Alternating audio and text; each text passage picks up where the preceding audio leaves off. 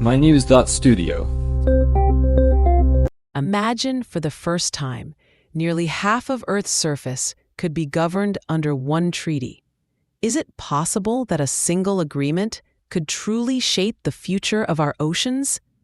Today is June 14th, 2025. Let's dive right in. The High Seas Treaty is close. 49 ratifications so far, just 11 away from the 60 needed for it to take effect. What will this treaty actually change once it's in force?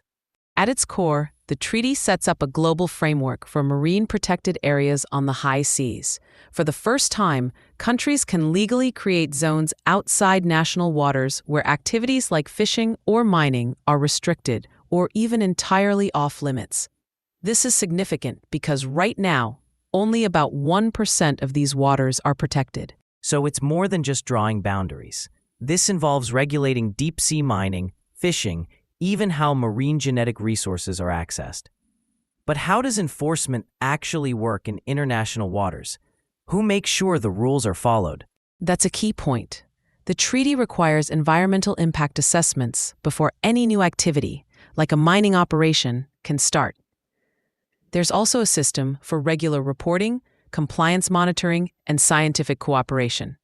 But ultimately, enforcement relies on countries being willing and able to monitor and report. That's where things get tricky. And not every country has the resources for that kind of monitoring. Is this why the European Union pledged 40 million euros to help with implementation? Yes, that fund is designed to help developing countries build up their capacity for monitoring, reporting, and enforcement. The idea is to ensure that no nation is left behind simply because it lacks resources. But another hurdle remains. Not every country is rushing to join.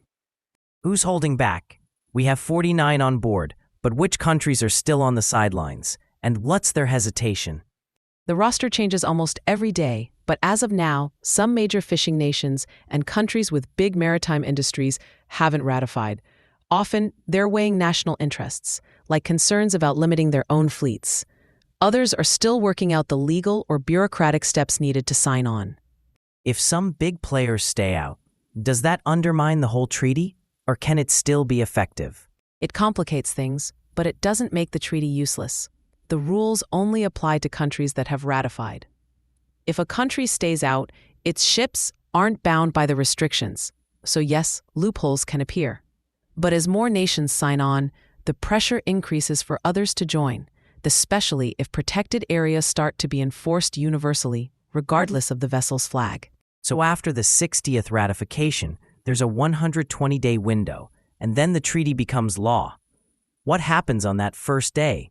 The most immediate shift is legal authority. Countries can officially propose and establish new marine protected areas in the high seas with binding rules. This is a crucial step toward the global target, safeguarding 30% of the world's oceans by 2030. And this isn't limited to conservation. It's about food security, climate stability, livelihoods. Billions of people depend on healthy oceans. If this treaty succeeds, could it serve as a blueprint for tackling other global challenges? That's the broader vision. How we manage the high seas could set an example for international cooperation on climate and biodiversity.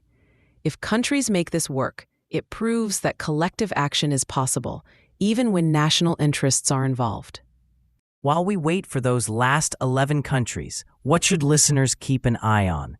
Watch for announcements from major fishing nations and countries with large shipping interests.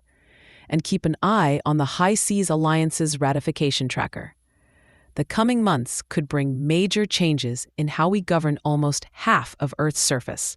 So we're back where we started. One treaty, a chance to govern the oceans, if enough nations agree. What's at stake isn't just legal frameworks, but the future of marine ecosystems and the billions who rely on them. Thanks for joining us as we unpack what could become the most significant ocean agreement to date. Stay informed, track the developments, and keep asking, who's next to ratify? Thank you for listening. This episode is brought to you by mynews.studio. Try it now for free.